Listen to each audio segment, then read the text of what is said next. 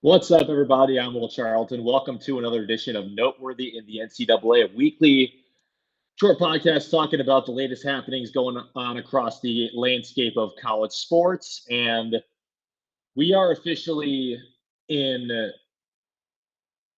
a great time to be a college sports fan because college basketball and college football are interlapping now for the next about 2.5 months.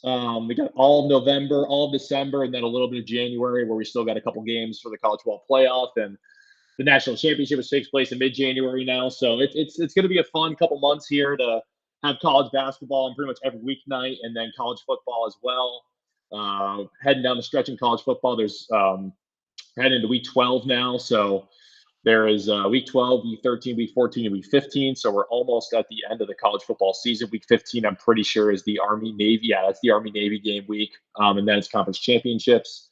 Sorry, it's the other way around. It's conference championships, then Army Navy week.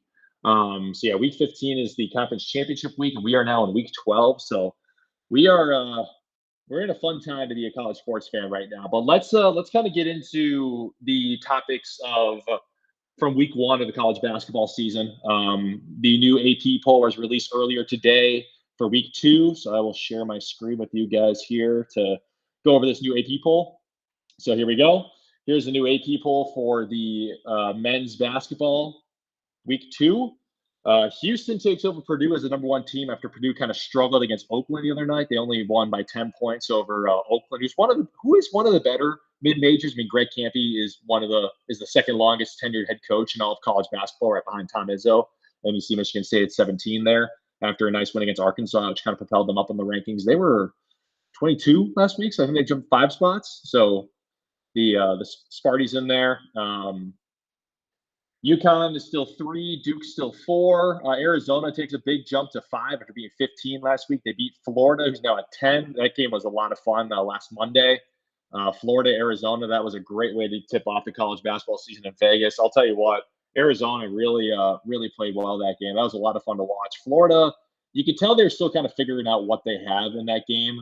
They almost had a stage, or they almost staged a late. I won't say comeback because they were down. Was it 7 points late? But then Boogie Flan had a wide open three, but he missed it. That would have tied the game. So Arizona hung on against Florida. Arizona is going to be a team to really watch out for in the Big 12 this year. I know that it's one of those deals that you can't really make too many conclusions off of one game, especially like if you go back to the college football topic where Alabama lost to Florida State. Now Alabama's looking like one of the best teams in the country. You can't really draw too much from a game like that, especially since it's the first game of the season for both teams played on an actual court. I know Florida had like a secret scrimmage against Illinois, and I don't know if Arizona had like any secret scrimmages against a good team or not. But Koa Pete for Arizona, that true freshman, he dropped, what was it? Yeah, 30 points in that game.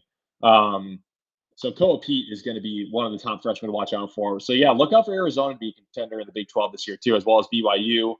BYU beat Villanova in the first game. That was a lot of fun to watch. BYU's got AJ DeBonsa, he's probably going to be the best freshman in the country this year. Koa Pete might be right there up there with him. So AJ DeBonsa, he's going to be a lot of fun to watch. That BYU team is kind of nuts because they are just able to spend so much NIL money there. It's kind of wild to think how, and I'm not too sure if any of you guys knew this or not, but they have one of the biggest NIL collectives out there in terms of college basketball. So that's why they're able to recruit like guys like AJ DeBonsa to come there. Alabama got a huge win on Saturday in Madison Square Garden against St. John's, 103-97. I'm pretty sure the final score was. So Alabama jumps into the top 10 after being outside looking in. St. John's drops to 13. Texas Tech's 11. And this coming week, they will play number 14 Illinois on the road. Another top 12 matchup there. Louisville plays Kentucky this week. So that's North Carolina makes a big jump from 25 to 18 after beating Kansas, and 25. Kansas goes down to 25 after losing that one. Auburn's still in there after surviving their first game against Bethune-Cookman in overtime. I don't know why they're still ranked, to be honest, after that. But anywho, like I said, it's kind of hard to draw conclusions from the first week of the season. But I will say, number 14 Illinois, and as you guys know, I went to Illinois, so I might be a little biased in saying this, but just watching the first two games Illinois played, man, oh man, they might have to watch out because It's gonna be a great test for this Illinois team to see where they'll be at tomorrow night against Texas Tech at home. That game's in Champaign. You can watch it on Fox Sports 1 tomorrow night. I believe tip-off is 7:30 Central Time, 8:30 Eastern. I think it's something like that. Um, Sometime around there. But yeah, that's going to be a fun one to watch. That's probably going to be arguably the one of the better games that night. So Illinois Texas Tech is going to be must-watch TV tomorrow night.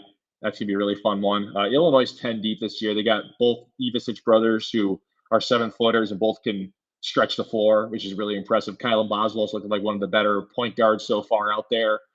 And keep your eyes on Keaton Wagler this year, true freshman from Illinois. Keaton Wagler, you're going to want to keep your eyes on. He has been balling in these first two games. And granted, I know Illinois played Jackson State and Florida Gulf Coast. You can't draw too many conclusions from that. But man, Illinois scored 113 points in both games and beat Jackson State by over 50 in the first game. And then I think Florida Gulf Coast ended up getting into the 70s, but still, back-to-back just dominant performance from Illinois. So let's switch over to take a look at the games to watch out for this week.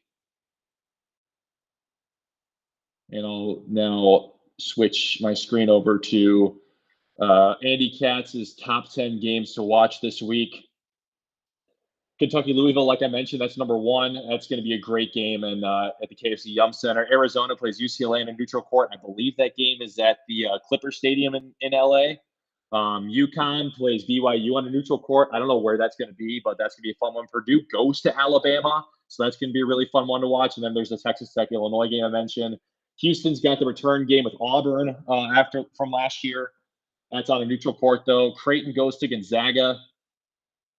Clemson is at Georgetown.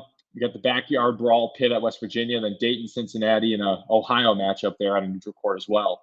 So those are going to be games to really watch out for this week. I can't tell you exactly like when all those games are, but I can look that up right now just to give you guys an idea of what you'll want to be looking for this week in terms of the scores or in terms of the games to watch. Tomorrow night, like I mentioned, Illinois is playing Texas Tech. That's 7:30 Central, 8:30 Eastern on FS1. Kentucky Louisville is also tomorrow night. That's 8 Eastern, 7 Central, 6 Mountain Time, 5 Pacific on ESPN. Which, if you have YouTube TV, I'm sorry, I do too. It's kind of painful, the whole controversy going on right now. It's a bummer, but what you gonna do, I guess. And then after Louisville, Kentucky, they go straight into Creighton at Gonzaga, which is in Spokane. So Gonzaga's hosting Creighton, so that's gonna be a lot of fun. Those games are tomorrow night. Thursday night is when Purdue goes to Alabama. That's at 7 Eastern on ESPN2, 6 Central, 4 Pacific. So ESPN2, Purdue at Alabama. And then Friday night is when Arizona plays UCLA in Los Angeles. That's going to be on Peacock though. So if you have Peacock, make sure you get that one recorded. And then Saturday is when we have UConn BYU. So that's a look at this week's slate of college basketball games. Should be another fun week of college basketball.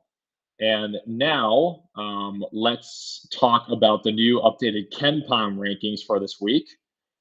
And once again, like I said last week and earlier before the season started, this is the metric you really want to pay attention to. These are the most efficient and most true rankings that are solely based on numbers, solely based on data collected in the first few games. And obviously, it's a very small sample size right now. But like I was talking about, Illinois, they're number 3 now. It's been 2 very impressive wins over mid-major schools. I know it's not crazy impressive, but the way they've looked has been phenomenal. Kentucky had a great week last week, so they're number 1. And it's all based on the net rating right here. So like you see the offensive rating and defensive rating. It's the difference between these two numbers.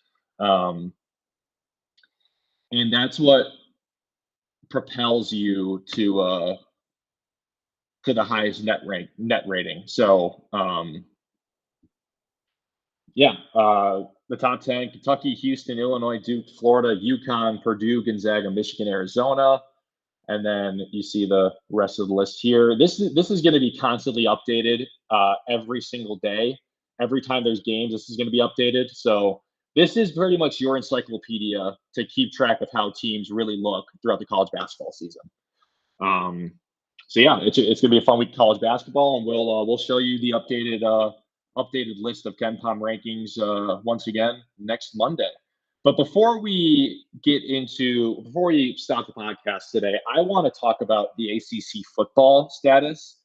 And if you watch Forever Power Five or listen to Forever Power Five this past week with me and Zambando and I should say, um, the ACC is officially in trouble and they're in dire straits because the ACC is going to be a one-team league in the college football playoff, and it's going to be whoever wins the conference championship. So right now, because of the fact, I mean, there are 5-1 teams in the ACC: Georgia Tech, Virginia, Pittsburgh, SMU. Georgia Tech lost to NC State a couple weeks ago, and Virginia just picked up their first technical conference loss, even though they lost to NC State earlier this year, but it wasn't counted as a conference game.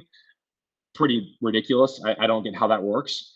But yeah, Virginia lost at home to Wake Forest this past week. I don't know how. I mean, that game was in Charlottesville, Virginia, and Virginia lost. Virginia was undefeated in conference and had a control its own destiny to get to the college football playoff. Georgia Tech now has that's not for Georgia Tech.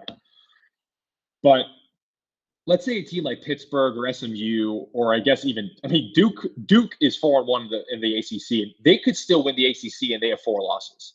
Like Duke could still be a college football playoff team with 4 losses. They just lost on the road to UConn, and they are still in contention for the ACC title because they're 4-1 in conference. The ACC is terrible. I mean, this is a awful conference. Like it. I understand if Georgia Tech runs the table, like maybe they'll lose to Georgia in the final week, but if they win the final 2 conference games, go 7-1 in conference and win the ACC title, they're not going to get a bye. I mean, they'll be a 10-2 team probably, assuming they lose to Georgia, which they probably will. Georgia Tech is the ACC's best case to host a college football playoff game because they might get like a 7 or 8 seed potentially. But if the ACC is going to get a team other than Georgia Tech, they're going to be looking at a 10 to 12 seed. Not the 12 probably, because that's probably going to be safe for Memphis more than likely if they win the American at this point. But looking at Georgia Tech, it's just that's the ACC's best case to have a. I mean, let me screen share the standings with you guys right here. I mean, look at this conference. It's terrible. Like one of these teams has to be in the college football playoff. One of them does. You can just forget about everything. I mean, this is also crazy. Like Florida State being that low, like after beating Alabama, that's insane. Like they might not even make a bowl game at this point. It's nuts to look at the schedule. Like especially after Louisville and Virginia both lost at home this week. Louisville was looking like a team who actually could do some damage too because they beat Miami on the road, but then they followed it up with losing at home to Cal. Louisville's. I mean, this conference is weird, man. It's really weird. But yeah, this is going to be a 1-team league. And like I said, the best case scenario for the ACC to get a home college football playoff game is if Georgia Tech wins the conference. So I guess if Georgia Tech still does win out and they beat Georgia and then win the ACC title, there could be an argument for a bye. But even then, I still doubt that you're probably looking at the 5 or 6 seed more than likely. So yeah, that's the interesting part about the ACC. And with that being said, that is going to wrap things up for this episode of Noteworthy in the NCAA. Thank you guys for tuning in. I'm